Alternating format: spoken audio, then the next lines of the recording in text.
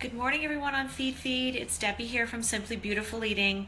I just want to tell you a little bit about myself first before we get to this Matzah crunch. Most of you know me from Instagram or Snapchat, Twitter, Facebook, and my blog, simplybeautifuleating.com. I also edit two feeds on the Feed, the blueberry feed and the waffle feed. Both are really yummy. You need to check them out. Some of you may not even know what Passover is or what Matzah is. I'm going to tell you about both of those in 1 second. So Passover is the festival commemorating the deliverance of Israelites from slavery in Egypt. This happened a long time ago. During Passover, we can't eat any leavened bread, and that's why we eat matzah. Let me explain what matzah is in a sec. Okay, I never thought I would be posing with a piece of matzah, but this is what it looks like. It's a flat, dry cracker. That's about it. So the first 2 nights of Passover, do you like me with this piece of matzah still? I'm going to tell you what happens. Okay, so first 2 nights of Passover, we have what we call seders, and seders are a time for family to gather and celebrate. And during those seders, we read from a special book that tells a story about Passover, and we also do something special with the matzah for the kids. You want to know what we do with the matzah? We break off a piece of it and we hide it, and if one of the kids finds it, they usually get a special treat. So I'm going to tell you what I used to do when I was a kid. I never used to look for the matzah because I thought it was yucky. Okay, are you ready to get to this matzah crunch? I'm going to show you all the ingredients right now. Let's go. So here you have it, folks. Matzah, chocolate chips, brown sugar, butter, salt, vanilla, dried fruit, nuts, and some chocolate. Okay, we're at step 1.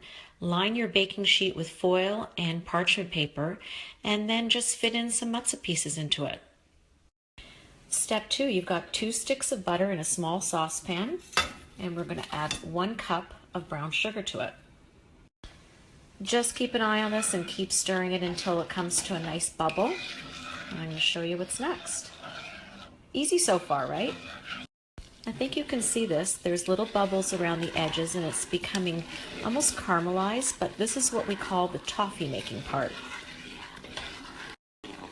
So this happens pretty quickly. Right after it comes to a bubble, you're going to get a thickening of this, and we're almost done. All right, I have a perfect consistency here. Can you see this? It's bubbly, it's really, really, really nice and thick, and we're ready to... I just added a dash of salt and a teaspoon of vanilla, and we're ready to pour this onto the matzah. Let's go. Okay, let's do this. The matzah is coated with this toffee, and it's going into the oven for a few minutes now. I'll see you soon. I've got the matzah in the oven, but I am going to check it after about 10 minutes to see that it's not burning. If it does start to get brown, just turn the oven down to 325. Right, it's time to have a look and see what's doing in the oven. Let's go. Da da da da! Oh my God, it's gorgeous. It's nice, bubbly. I'm going to leave it for a couple more minutes, and then it's done. You know what that means? It means it's time to take this out.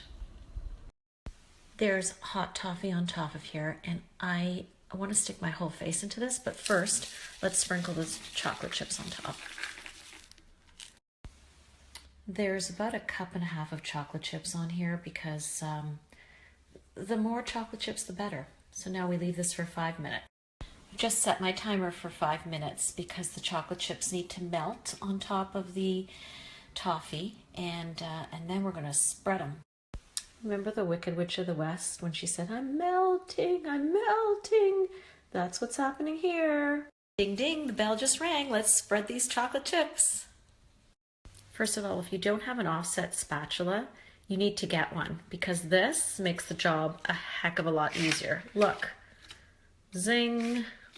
Could you please just look at this chocolate heavenliness so you know what's going on underneath here? The matzah is still there. Who cares? This comes next. We're just going to top the matzah with some dry ingredients, nuts and dry fruit, and it's going to make it a heck of a lot better.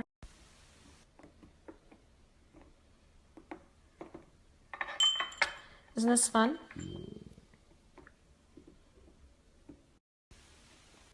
Next are the nuts.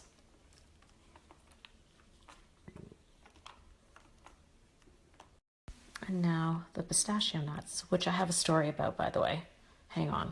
Yes, there's the Matzah crunch with all the dry ingredients. Now all we need is a little patience because we have to have this set. Most of you know me and you know I have no patience, so I'm going to pop this Matzah crunch in the fridge. It's going to speed things up a bit. Just in case you want a step-by-step, I've got this on my blog today. Full recipe with pictures and the cutest video you've ever seen. According to my niece who lives in the United States, she says she can't find shelled pistachio nuts. Well, guess who shells them? Me. Okay, hang on. If you live in Canada like I do, there are bulk food stores that sell shelled pistachio nuts. They're like $1 million a pound, but I mean... Time to move on to this step. These are white chocolate melting wafers, and I'm going to throw them into the microwave for a few seconds to drizzle over the matzah. I'm just doing these in 30-second increments. It's the easiest thing to do. Takes about 1.5 minutes in the microwave. See, getting nice and melty. It's going to need about another 30 seconds before it's ready. Perfect, perfect, and perfect. That's the consistency that you want. I don't like wasting time, so I'm putting this chocolate drizzle right in a zippy bag. No muss, no fuss. Done. Boom. See how easy this is?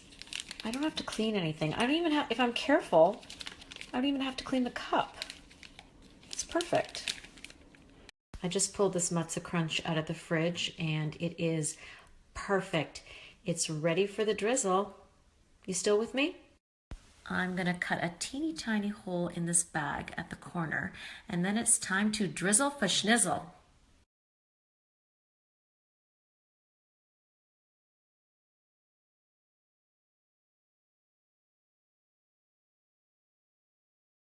Oh boy, look at this crunch.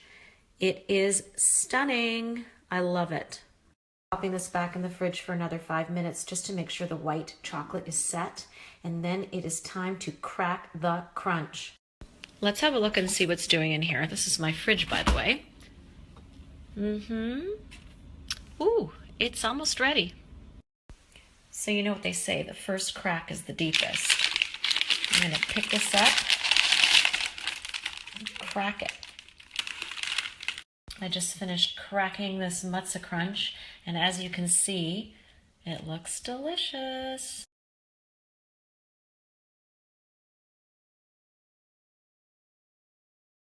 This is delicious, and it even makes me want to say that I like matzah now. I just wanted to thank all of you for joining me on the Feed Snapchat today. I hope you enjoyed my Matzah crunch recipe, and I have a couple more things to tell you before I go. How would you like to do a Snapchat takeover on the Feed? I bet you would, because it's lots of fun. We had fun, right? Anyways, gonna have that information for you coming up on the next snap. Okay guys, that was a lot of fun. I'm heading back over to my Snapchat at SimplyB123 to make some more goodies for Passover. Join me over there.